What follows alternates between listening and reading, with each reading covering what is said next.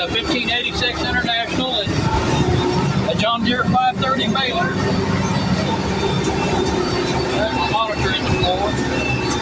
I just lay it down there. I ain't have time to make a mount. Seems like I never do, so I just leave it lay there. Easy to get loose. Hooked right to the battery, which is underneath of it. Simple. Anyway.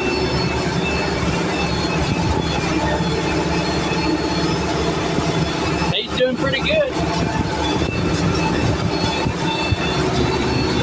Yeah, we got the flesh and orange light.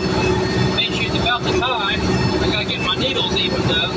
Bring the right side up. There it is. It evens out. That light should come on. There it is.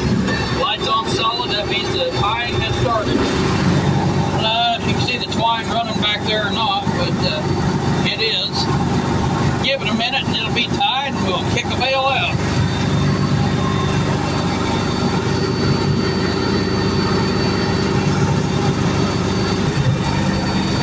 About to finish up. Twine arms coming in.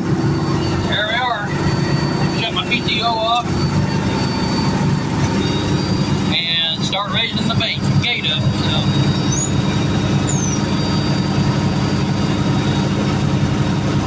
Bam. I'll do something most people don't on their videos. And what that is I'm gonna turn around. And I'm going to show you guys what the bale looks like. And there you have it.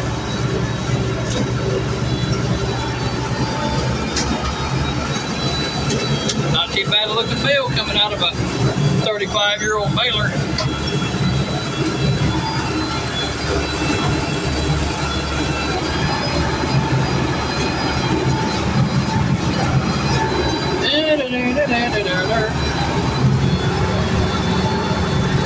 Trouble with some of this hay over here is wanting to bunch up and I'll go in right at first, starting a new bale. Looks like that's doing okay. So off we go. You never know, different types of hay does different things.